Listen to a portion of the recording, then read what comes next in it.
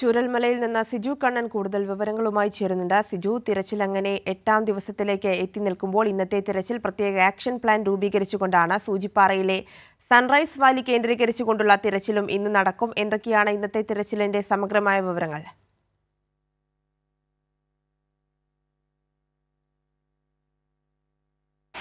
ഇന്ന് പ്രത്യേക action plan രൂപീകരിച്ചുകൊണ്ടാണ് ഇന്നത്തെ തിരച്ചിൽ തീരുമാനിച്ചിരിക്കുന്നത്. കഴിഞ്ഞ ദിവസം മന്ത്രി കെ രാജൻ ഉൾപ്പെടെയുള്ളവർ വാർത്താസമ്മേളനത്തിലാണ് ഇക്കാര്യം വ്യക്തമാക്കിയിരിക്കുന്നത്.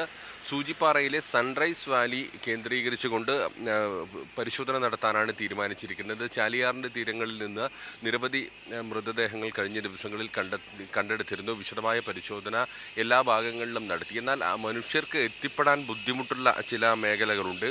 അത്തരം മേഖലകളിൽ പരിശോധന നടത്താനാണ് ഇന്ന് തീരുമാനിച്ചിരിക്കുന്നത്. പ്രധാനമായും ഇന്ന് ആ പരിശോധനയായിരിക്കും നടക്കുക.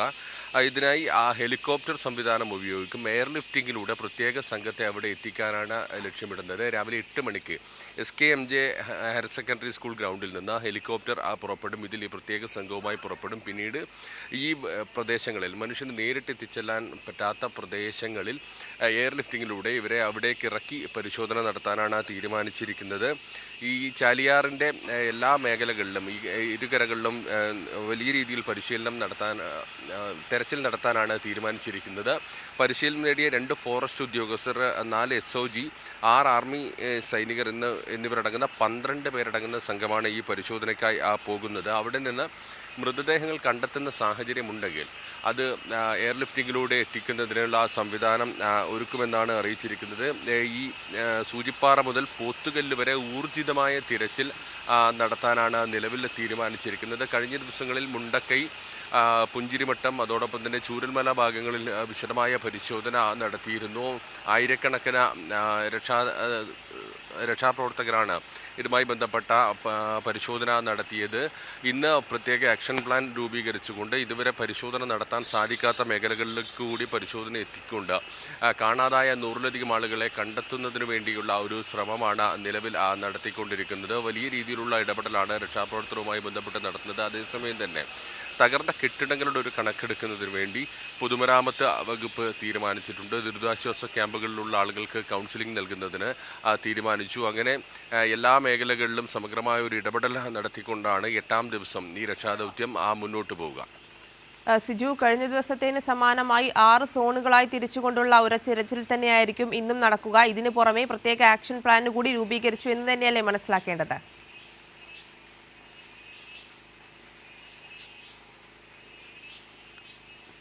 പ്രധാനമായും ഈ സൂചിപ്പാറ കേന്ദ്രീകരിച്ചുള്ള ഭാഗത്ത് പരിശോധന നടത്താനാണ് ഇന്ന് തീരുമാനിച്ചിരിക്കുന്നത്. നേരത്തെ സൂചിപ്പിച്ചിരുന്നു, ഈ ഭാഗങ്ങളിൽ വിശദമായ പരിശോധന നടത്തേണ്ടതുണ്ട്.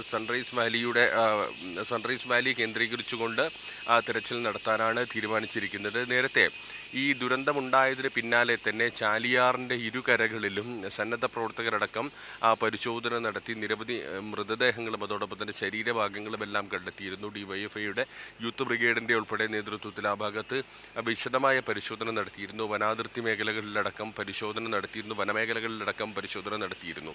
എന്നാൽ ഈ പരിശോധന സാധ്യമല്ലാത്ത ചില മേഖലകളുണ്ട്. അത്തരം മേഖലകളിലേക്ക് കൂടി കടന്നു ചെല്ലുക എന്ന ലക്ഷ്യത്തോടു കൂടിയാണ് പ്രത്യേക ആക്ഷൻ പ്ലാൻ രൂപീകരിച്ചിരിക്കുന്നത്. ഈ പുഞ്ചിരിമട്ടം, അതോടൊപ്പം തന്നെ മുണ്ടക്കൈ, താഴെ ചൂരൽമല ഉൾപ്പെടെയുള്ള ഭാഗങ്ങളിൽ കഴിഞ്ഞ ദിവസങ്ങളിൽ നടന്നതുപോലെ വിവിധ സോണുകളായി തിരിച്ചുകൊണ്ടുള്ള പരിശോധന നടക്കും. മണ്ണ് മാന്തി യന്ത്രങ്ങൾ ഉപയോഗിച്ചുകൊണ്ടുള്ള പരിശോധന നടത്തും. അതോടൊപ്പം തന്നെ രക്ഷാദൗത്യത്തിലെ അംഗങ്ങൾ നേരിട്ടിറങ്ങിക്കൊണ്ടുള്ള പരിശോധനയും നടക്കും. മറ്റ് യന്ത്ര സംവിധാനങ്ങൾ, റഡാർ പരിശോധന ഉൾപ്പെടെയുള്ള കാര്യങ്ങൾ ഈ ചൂരൽമല മേഖലകളിൽ നടക്കും. അതോടൊപ്പം പ്രത്യേക ആക്ഷൻ പ്ലാനാണ് ഈ മറ്റ് മേഖലകളിലേക്ക് തീരുമാനിച്ചിരിക്കുന്നത്. ഈ ചാലിയാറിൻ്റെ കരകളിൽ മനുഷ്യന് നേരിട്ട് എത്തിപ്പെടാൻ പറ്റാത്ത ചില മേഖലകളുണ്ട്.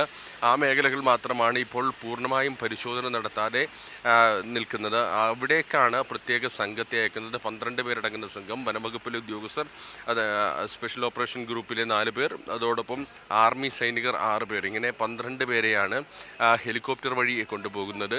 8 മണിക്ക് SKMJ ഹയർ സെക്കൻഡറി സ്കൂൾ ഗ്രൗണ്ടിൽ നിന്ന് ഹെലികോപ്റ്റർ പുറപ്പെടുമെന്നാണ് അറിയിച്ചിരിക്കുന്നത്. ഇവരെ ഹെലികോപ്റ്റർ വഴി അവിടെ ഇറക്കി പരിശോധന നടത്താനാണ് തീരുമാനിച്ചിരിക്കുന്നത്. ഏതായാലും ചാലിയാറിൻ്റെ കരകളിലായിരിക്കും ഇന്ന് പരിശോധനകൾ കൂടുതൽ സജീവമാക്കുക. സൂചിപ്പാറ കേന്ദ്രീകരിച്ച് സൂചിപ്പാറ മുതൽ പോത്തുകല്ല് വരെയുള്ള എല്ലാ മേഖലകളിലും മുഴുവൻ ഭാഗങ്ങളിലും പരിശോധന നടത്തി കാണാതായ ആളുകളെക്കുറിച്ചുള്ള വിവരം ലഭ്യമാകുമോ, അവരെ കണ്ടെത്താൻ കഴിയുമോ എന്നാണ് പരിശോധിക്കുന്നത്. ലഭ്യമായിട്ടുള്ള ഒരു അനൗദ്യോഗിക കണക്കനുസരിച്ച് ഇനി എത്ര പേരെ കണ്ടെത്താനുണ്ടെന്നാണ് മനസ്സിലാക്കുന്നത്?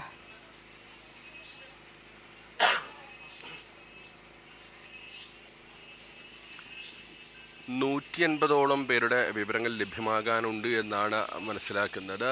കഴിഞ്ഞ ദിവസം നമ്മൾ മുണ്ടക്കൈ ഉൾപ്പെടെയുള്ള മേഖലകളിൽ പോയതാണ്. അവിടെ നിന്നും പലരെയും കാണാതായവരിൽ നിന്ന് ചില കുടുംബങ്ങളിൽ നിന്ന് പൂർണ്ണമായും എല്ലാവരെയും കണ്ടെത്താൻ സാധിച്ചിട്ടില്ല. പുഞ്ചിരിമുട്ടം, അതോടൊപ്പം തന്നെ മുണ്ടക്കൈ, ചൂരൽമല ഉൾപ്പെടെയുള്ള ഭാഗങ്ങളിൽ കൃത്യമായ ഒരു കണക്ക് ലഭ്യമാകുന്നതേ ഉള്ളൂ. 180ഓളം പേരുടെ വിവരം ലഭ്യമാകാനുണ്ട് എന്നാണ് മനസ്സിലാക്കുന്നത്. അവർക്ക് വേണ്ടിയുള്ള ഒരു തിരച്ചിലാണ് വളരെ പ്രധാനം. ഈ 8ാം ദിവസത്തിലേക്ക് കടക്കുമ്പോൾ രക്ഷാദൗത്യം വലിയൊരു ഘട്ടത്തിലേക്ക് എത്തി നിൽക്കുന്നു. ഇനിയുള്ളത് പ്രധാനമായും ഈ കാണാതായ ആളുകളുടെ വിവരങ്ങൾ ലഭ്യമാക്കുക, അവരെ കണ്ടെത്താൻ കഴിയുമോ എന്നുൾപ്പെടെയുള്ള കാര്യങ്ങൾ പരിശോധിക്കുക എന്നുള്ളതാണ്. അതോടൊപ്പം തന്നെ ഈ ശരീരഭാഗങ്ങൾ പലരുടെയും പല ഭാഗത്തു നിന്നും ലഭിക്കുന്നു, അവരെ തിരിച്ചറിയാൻ കഴിയുമോ എന്നുൾപ്പെടെയുള്ള കാര്യങ്ങൾ പരിശോധിക്കേണ്ടതുണ്ട്. ഇത്തരം പരിശോധനകളിലേക്കാണ് ഇപ്പോൾ കടന്നുകൊണ്ടിരിക്കുന്നത്. തിരിച്ചറിയാൻ കഴിയാത്ത മൃതദേഹങ്ങൾ പുത്തുമലയിലാണ് സംസ്കരിക്കുന്നത്. അതിനായി 50 സെന്റ് സ്ഥലം കൂടി ദുരന്ത നിവാരണ നിയമത്തിൻ്റെ അടിസ്ഥാനത്തിൽ വയനാട് ജില്ലാ കലക്ടർ നിലവിൽ ഏറ്റെടുത്തിട്ടുണ്ട്. ഇവിടെ മറ്റ് മൃതദേഹങ്ങൾ, തിരിച്ചറിയാൻ കഴിയാത്ത മൃതദേഹങ്ങളും ശരീരഭാഗങ്ങളും സംസ്കരിക്കും.